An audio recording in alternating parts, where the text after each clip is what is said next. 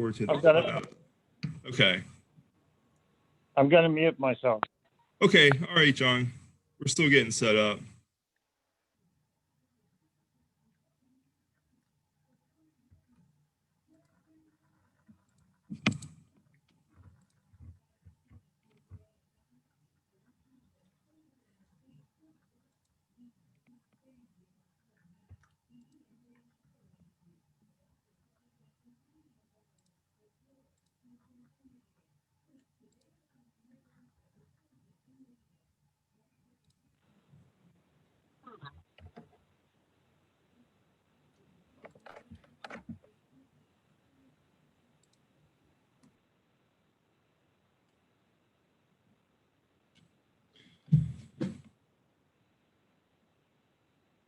Oops.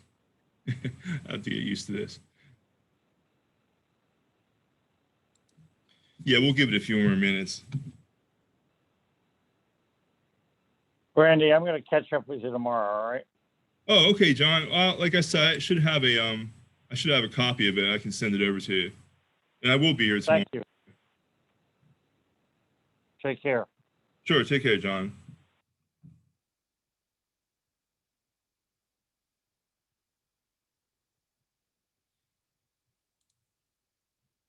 Yeah, we'll give it a couple more minutes.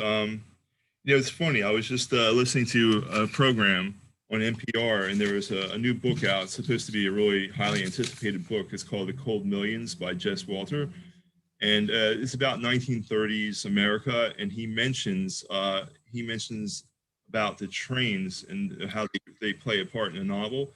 But he called the trains the internet of the 1930s or something like that. I thought it was funny, and it's funny because I just happened to be sitting in my car listening to it, and it came on now right before we're doing this presentation. So that was supposed to be a great book.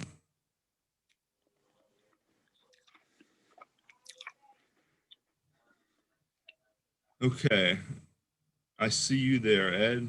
Okay. So, okay, right, so you can hear me? I can hear you, yeah. And let's see, we have about 13 or so people here. So I guess we'll start. And I'll see if people come in. I can admit them as they come in. The presentation says train and train wrecks in South Brunswick, and you can see Dayton Station here, circa like 1865, we think. So South Brunswick has long been a railroad town. It started in, it looks like, the mid 1800s. So let me switch screens here. Yeah, I have to admit people in. Okay, so I might have to take a break here and then go back. Yeah, so we've been a railroad town since the mid 1800s. Monmouth Junction was actually created from 3 rail branches: the New York division of the Pennsylvania, the Rocky Hill and Jamesburg, and Freehold. And Monmouth Junction was called Kingston at the time because this whole area there was no train station. It was simply known as Kingston. So this presentation is going to highlight a few of the more noteworthy crashes that happened. There was a lot of them, but these are some of the big ones. So there's Monmouth Junction there, Monmouth Station. Do you know what streets these properties are on? You mean the address back there? I think that's, no, I don't know. I'd have to look it up by a map. I mean, these are the tracks that are still there. I think those are still the tracks there. So I'd have to look on what it would be. I'd have to look at a map to see exactly what those were right over there. Let's see. Oops. So yeah, I'll take it rid of the screen. Okay. Derailments, accidents, and mishaps.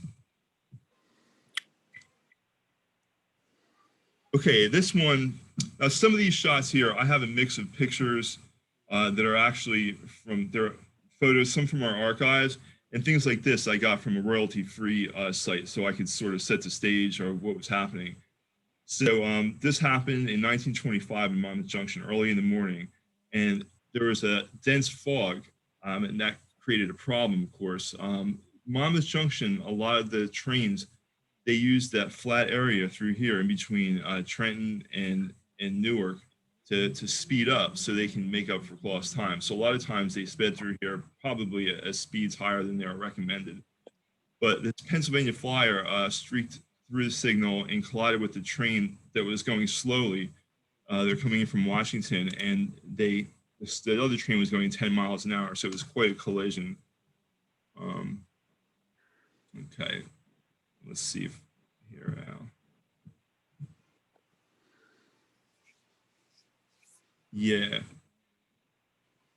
Sorry. I still have to admit somebody. Sorry about this. I'm doing double time here. I'm letting people in, so I have to switch screens. Okay. So the scene of the crash, like I said, they usually opened up the throttle here.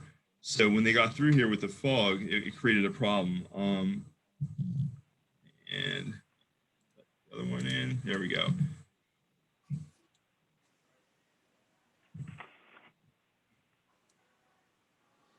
This is actually the words of the engineer. He was saying they were running on schedule. The fog was so dense he couldn't see far ahead, and he thought they had the right of way. So when they crashed, it was such a bad accident, he was tossed clear of the cab, but he didn't even get knocked out. So as he said, he picked himself up and started helping out the injured. So he was the engineer that actually that ran into the other car. So he helped out as soon as he was able to stand up. There's some other stories. They have these stories here. An employee of the General Electric company, he was aboard the Washington to New York train. He wasn't even scratched, and he was another person that started right away helping people that got injured. It's funny because I go through these old newspaper accounts. His name was Kane, but he refused to give his first name to the newspaper. So it's just, it's a little unusual. But they went to nearby houses. So what happened back then? They had to go into the other houses to call for help. So they called down to Trenton and Newark, and ambulances were sent from Newark, Elizabeth, and New Brunswick and other surrounding areas. So they all came up to help with the injured because it was quite a mess. And then this is an interesting story because people came from the area. Among some of the rescuers were a group of nuns from St. Francis Hospital right down in Trenton. So these nuns came up and they were actually crawling through the wreckage to help these people. And you would think that a nun would just sit there and be, I don't know, the image of nuns is somewhat different. So they got right in there and helped people. And they had I read that there was actually there was a part where they said that they couldn't even free this one passenger out. So the doctor had to give him some kind of a sedative, and they actually gave him water through a tube. Couldn't reach him. And this man's name is Mr. Gross. He eventually got out, but unfortunately he died in the hospital in New Brunswick from his injuries after the collision. But I just thought the story of the nuns was really interesting. This is another man that was recuperating in St. Francis. I guess around here they would either go up to the Trenton, you go down to Trenton, or up to New Brunswick.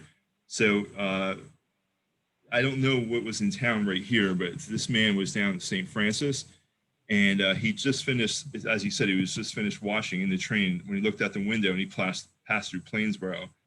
And he went back to bed for a while, and then he heard the crash, and it sounded horrific, but there was a steel beam that actually came through the car, and it was right beside him. So it just missed him, and he was lucky to be alive. So he had no other choice but to lay there until he was rescued. Frank Herzog, I guess you'd say it.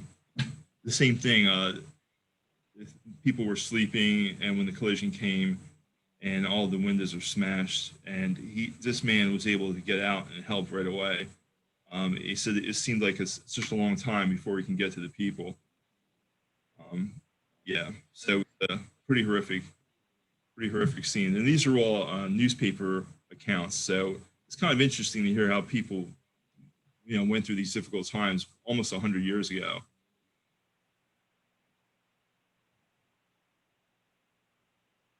Yeah, some of the farmers, because it was early in the morning, and there are plenty of farmers around here, so they heard the crash from a mile away, and they heard grating metal as it derailed. So Yeah, it was a pretty big thing. I was looking into train accidents too.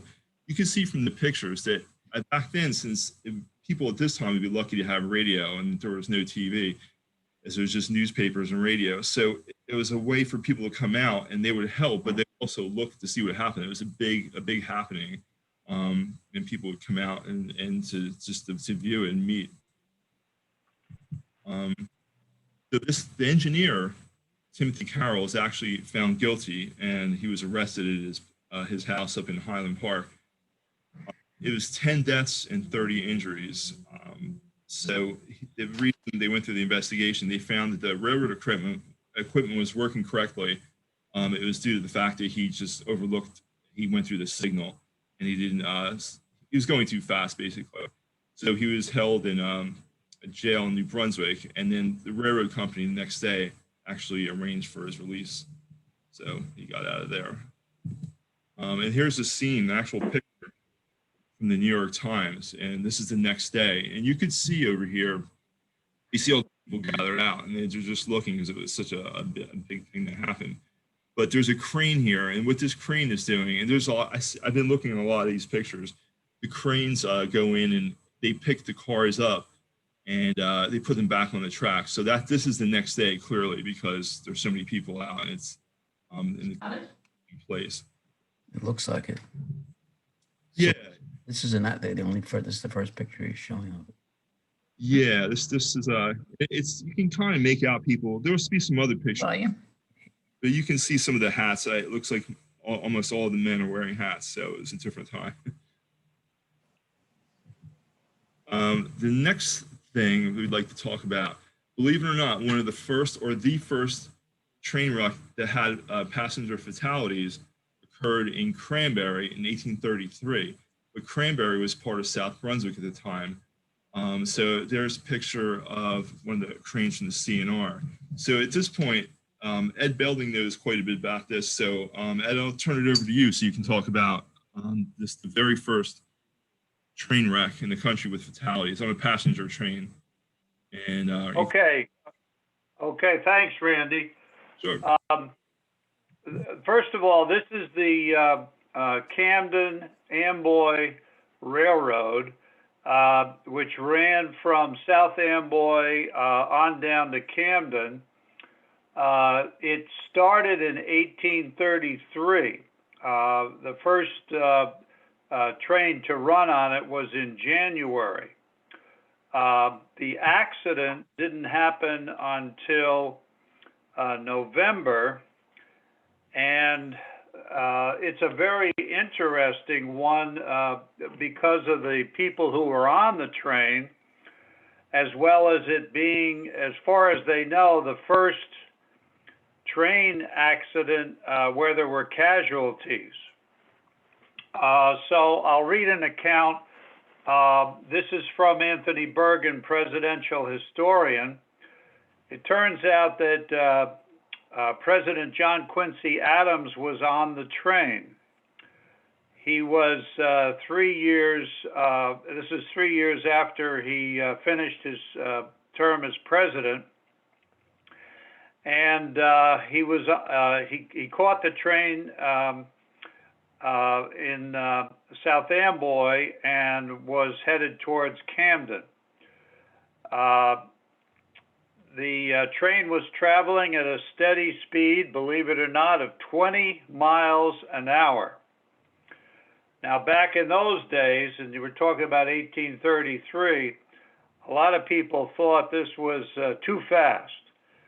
And some people were afraid. They were afraid livestock and horses would be frightened by the steam locomotive coming through at such a fast speed and so loud.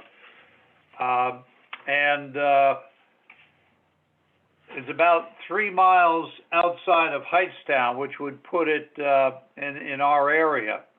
And we can sort of lay claim to this unfortunate incident, but it is a first, so that puts it in the record books. What they say is a broken axle caused the second coach to derail and overturn. 24 passengers were injured. Cornelius Vanderbilt was on the train, and he broke his leg. And of course, John Quincy Adams was on the train. 2 passengers were killed. One died at the scene of the accident, and the other succumbed to his injuries later on. John Quincy Adams did write an account in his diary, and that has been preserved. And I want to read from that to you to give you an eyewitness account, and it happens to be from a famous person. So that makes it doubly interesting. Blessed, ever blessed be the name of God, that I am alive and have escaped unhurt from the most dreadful catastrophe that ever my eyes beheld. We arrived at New York at 6:30 this morning. I took leave of Mr. Herod, his daughter, my niece Elizabeth, took a hack with Mr. Potter and crossed from the east to the North River, put my baggage into the steamboat Independence, Captain Douglas, and walked to the City Hotel. I found that my wife and family proceeded thence last Monday on their way to Washington. There was a card of invitation to attend a public dinner to be given to Commodore Chauncey tomorrow, to which I wrote a declining answer.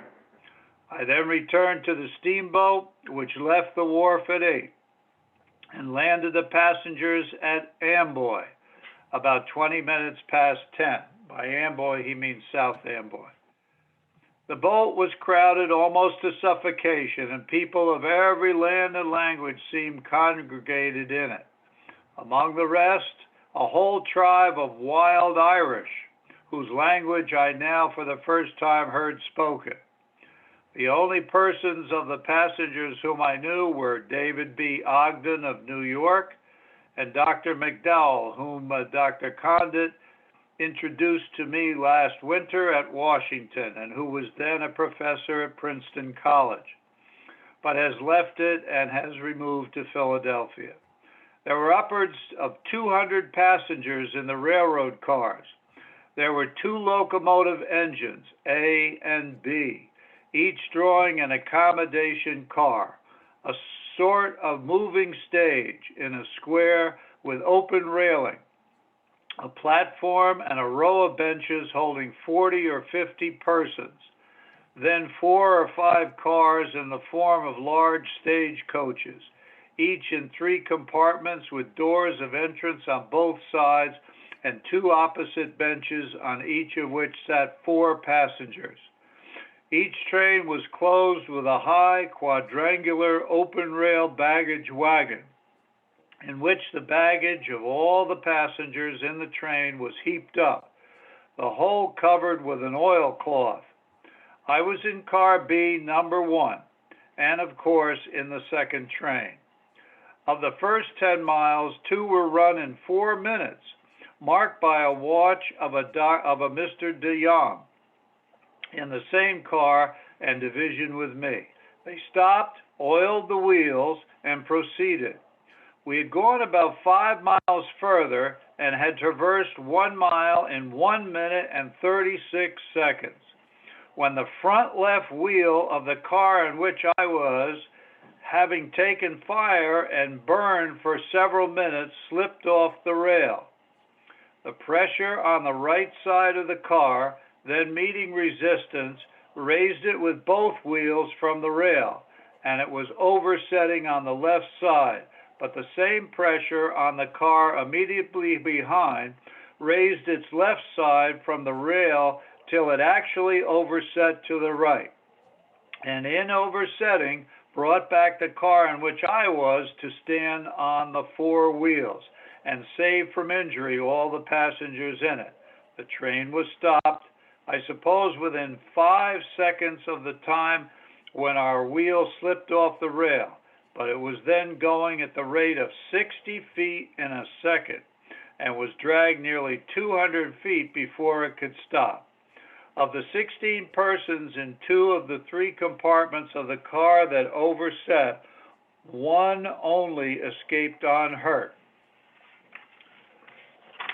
a Dr. Kyler. One side of the car was stove in and almost demolished. One man, John C. Stedman of Raleigh, North Carolina, was so dreadfully mangled that he died within 10 minutes. Another named, I believe, Wells of Pennsylvania, can probably not survive the day. That was the second casualty. Captain Vanderbilt had his leg broken, as had Mr. West, minister of the Episcopal Church at Newport, Rhode Island. Mrs. Bartlett, wife of Lieutenant Bartlett of the U.S. Corps of Engineers, and her sister, dangerously hurt. Her child, about 3 years old, is not expected to live. As far as I know, the child did survive. Mr. and Mrs. Charles of St. Louis, Missouri, severely cut and bruised. Mr. Dreyfus of Philadelphia, cut in the head and sprained in the back. 6 other persons, among whom are Dr. McDowell and a young lady with him, gashed in the head and otherwise wounded. The scene of sufferance was excruciating. Men, women, and a child scattered along the road, bleeding, mangled, moaning, writhing in torture, and dying, as a trial of feeling to which I had never before been called. And when the thought came over me that a few yards more of pressure on the car in which I was would have laid me a prostrate corpse like him who was before my eyes, or a cripple for life, and more insupportable still, what if my wife and grandchild had been in the car behind me? Merciful God, how can the infirmity of my nature express or feel the gratitude that should swell in my bosom that this torture, 1,000-fold worse than death, has been spared me? Okay, I'll stop it there. He goes on with stuff that's really not germane to the accident. But he certainly describes it clearly and in a very emotional way, exactly what happened at the train wreck in 1833. Thank you.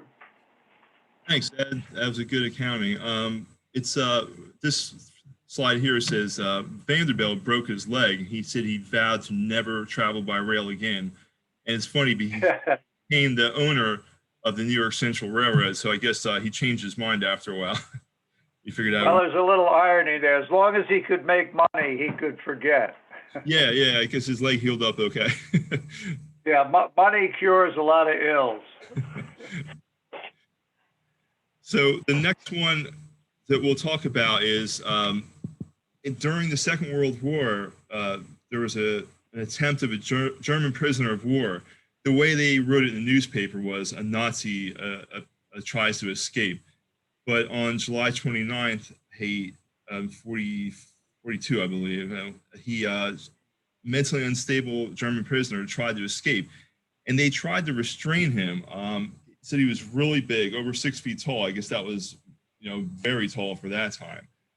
So they had 6 people that tried to restrain him. They had the guards, some passengers, and the guys that worked in the railway, and they couldn't calm him down. So he was actually shot 2 times before he was brought under control. Of course, this caused quite a commotion among the passengers.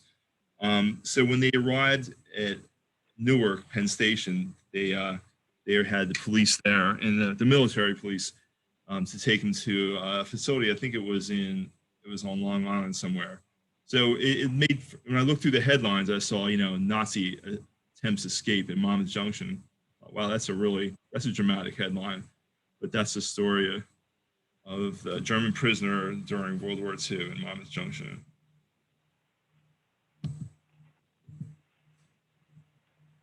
Okay, this is another bad accident, and there was this one there were some fatalities.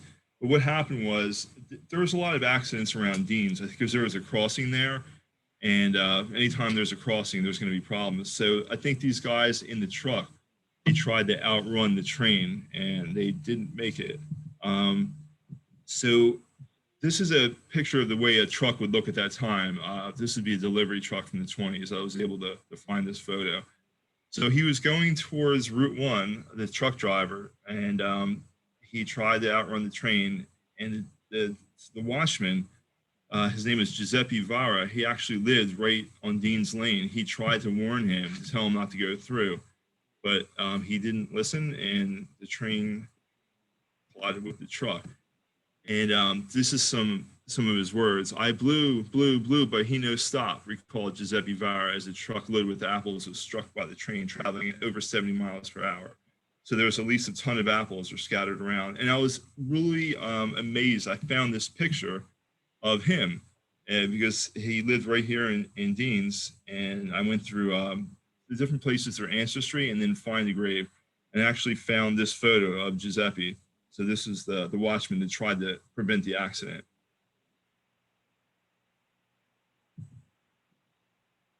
Yeah, there was another train coming the other way. So that's one bad accident. And then another train was coming up, the Atlantic City Express.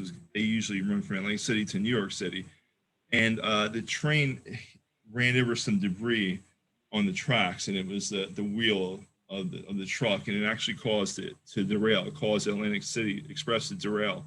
So there were, in addition to the truck and the other train, now another train became derailed. So it was a mess.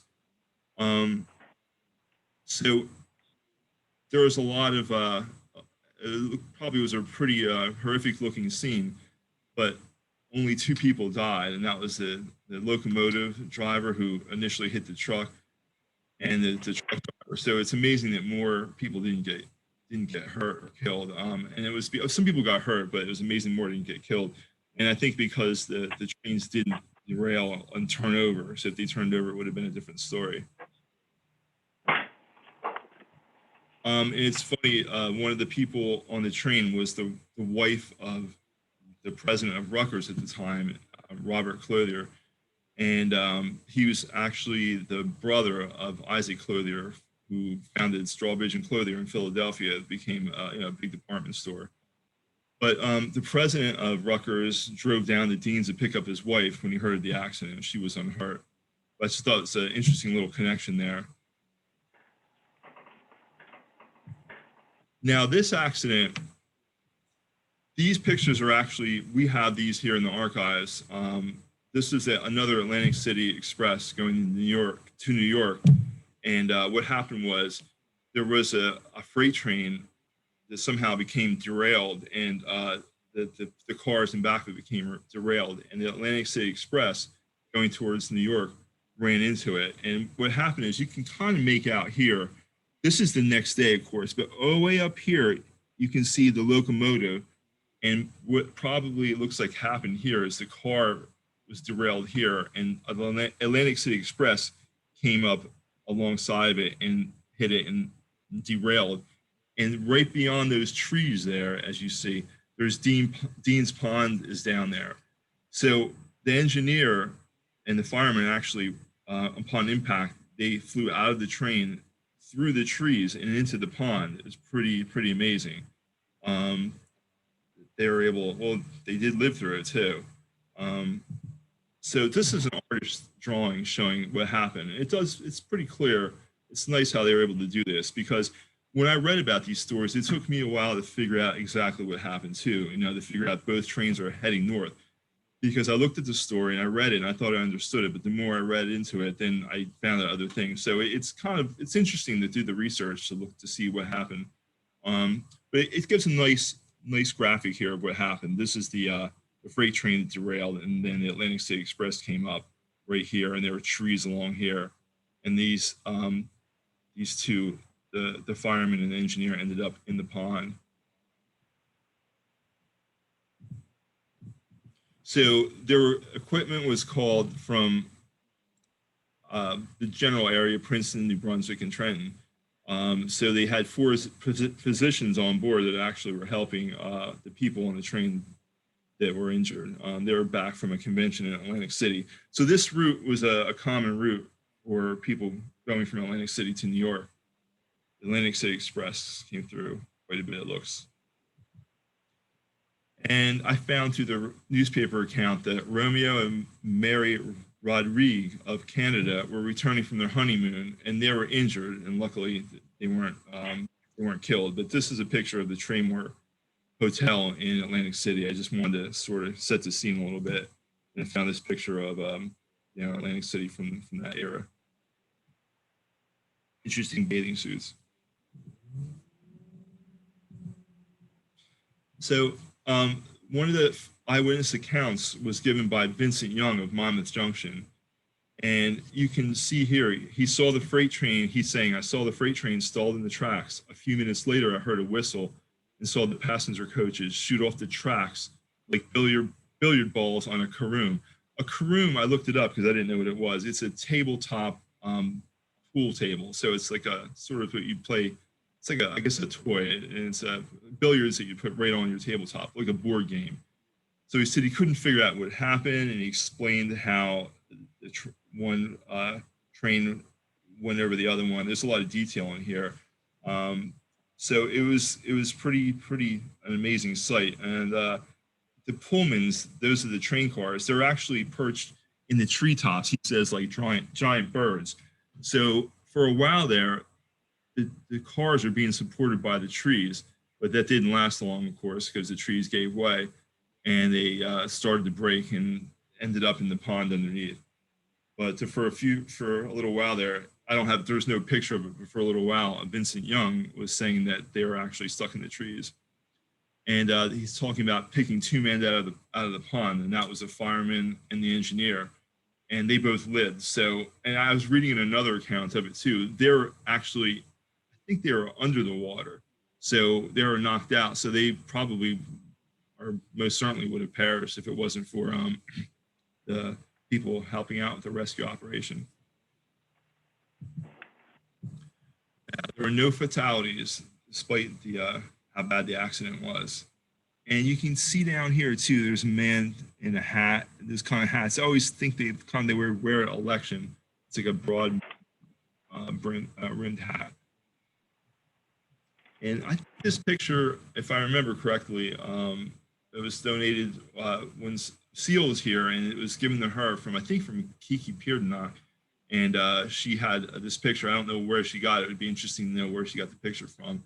But these are not newspaper pictures. These are real pictures that were taken, and we have copies of them here in the archive. So I wanted to look into a little bit more about Vincent Young, since I said that he was from Monmouth Junction, and he talked to the newspaper. So I found out a little bit of information on him. He was a grocer. So this is an advertisement actually from the Central Post years later in 1959. And you could see that here's his advertisement for his store. But what's interesting about it, in addition to, I guess this is a short phone number underneath, is the address. It just says between Dayton and Deans. So I guess there was so little as far as buildings and development on George's Road that they didn't need to say exactly where it was. You knew where it was. It was in between Dayton and Deans. So I thought that was pretty interesting. And then I found his obituary from 68 in the Central Post. And it talks about how he had the grocery store. And he also became the township magistrate. So this is the man who gave the eyewitness account. So pretty interesting. You can find these threads. I found this information, and we have digitized that you can access, anywhere with an internet connection. So I just looked through our digitized newspapers and found this info on Vincent Young. So it kind of rounds out the story pretty nice. And I found I found through the census information also through some of our things that you can use on our website. It's called Heritage Quest. It's a little bit like Ancestry. And so those are the trains wrecks that I pulled up. I mean, there are more, but those are some of the more interesting ones. And the following is some pictures throughout the years. Now, you've seen this picture. This is Monmouth Junction. And this is Dayton Depot. And I guess it really looks like the early part of the century, and maybe the 20s. I don't know, judging from the car, but like over 100 years ago. Over here we have, this is a picture from a relatively recent time. This is 1980s, and it's Ridge Road right above over here. Looks like a diesel locomotive. This is Monmouth Junction, and if you look here, you'll see the old waiting stations, they call them. I don't know if they're still there. It'd be interesting to take a ride out there to see if they're there. But they would pick people up back in the day, I suppose, and it's a really small waiting station. And there's along Railroad Avenue. I think a lot of these buildings are now gone. And this was called Griggs Bar and Grill. I don't know if anybody remembers this, but I have conflicting information. When I look it up in our files, it's under Santa Wassa's old store, meaning this building right here. But on the sign, it says Griggs Bar and Grill. So I'm not really sure what that is, but it is, it's a historic building, and it still stands because I looked through it, and I was there a couple of years ago. I actually went through with Seal, and she was showing me this. So it was Griggs Bar and Grill, so people were able to stop and get off the train and go directly there. I don't know if anybody in town remembers that, but yeah, it's still there on Pearson Street on the very end.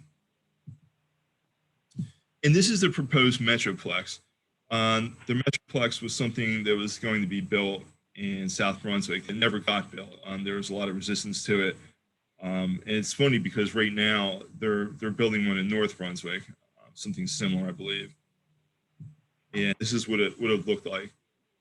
So this is the future that never was, but this is this is the proposed Metroplex.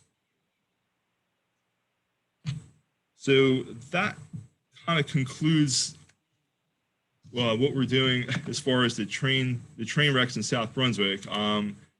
Now, if anybody has any questions, I can try to answer them, but it's a little bit hard. You can try to unmute, or you can email me too, and I can get back to you. I also have this presentation, and I could send it to anybody if they wanted to look through all the pictures and everything.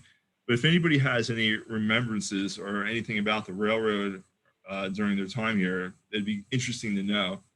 So yeah, that's it as far as the presentation. And I'd just like to hear from anybody about what your experiences were here in town with the railroad tracks. Yeah, Randy? Yeah.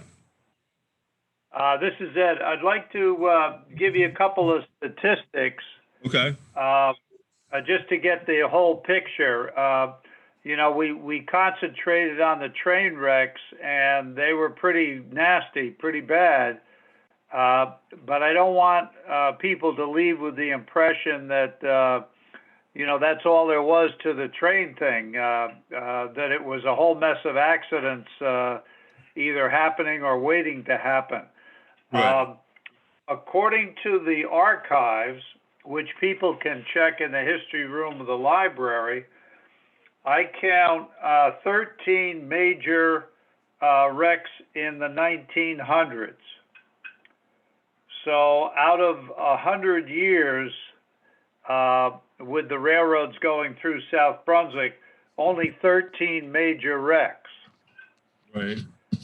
That's something to keep in mind. And before that, in the 1800s, starting, of course, in 1833 with that first one, about the same number, maybe one or two less. So in the whole history of the railroad industry in South Brunswick, less than 30 accidents altogether. Yeah, it's good after how many years? About major ones, okay? That's just to put it in perspective. Over 150 years, I guess that's not bad, right? Well, I don't know, because I don't I don't know how they measure whether it's good or bad, but it seems to me that the railroads seem to be a fairly safe means of transportation. Yeah. You know, like they say, people are afraid to go in an airplane because it might fall out of the sky. And you probably have a better chance of falling off a bicycle than falling out of the sky in an airplane. Right. But it seems to be a pretty safe means of transportation. As far as I know, the early accidents, a lot of them can be blamed on where they set the tracks and the land that the tracks was set on. In a lot of areas, like in our area around Dean's Pond and all that, the land was sort of mushy, and it was not the best place to lay a railroad track. And there were a couple of times that they did shift where the tracks were laid to another position. You know, originally it paralleled the canal, and they found that the tracks were leaning on the soft ground towards the canal, so that it was messing up the track. Okay. And that could be a reason for some of the train wrecks, accidents. Another reason was, and I think you mentioned it in the beginning, about the straight line of the track. You know, as you're coming out of Trenton and you're headed towards New Brunswick, you have basically a straight line. And what the engineers would do was speed up the trains to make good time. And in speeding up the trains, that's where you had some accidents. So that's another thing. And they finally cleared that up. And so by the late 1900s, you get very few accidents.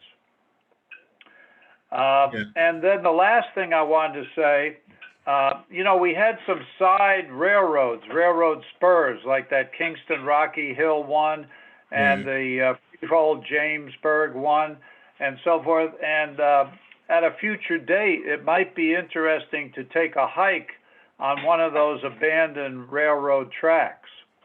Yeah. And go from one point to another through South Brunswick. You know, I don't know if it's possible, but it might be viable. I know at one time they had one railroad track line that was a walking trail, I believe, and I don't know if that's still functioning or not, but that's a possibility for a future trip. Field trip. Yeah. So in other words, I just wanted to leave you with that perspective that, you know, okay, we had these real major accidents and so forth, but really when you look at the whole picture, they were few and far between. Yeah, I agree. Okay. Yeah, so if anybody has any kind of recollections or anything about the train, just let me know. It'd be interesting to see.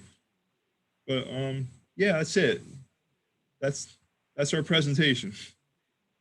Hope you liked it. Okay, sounds good. All right. Good night, all. Good night.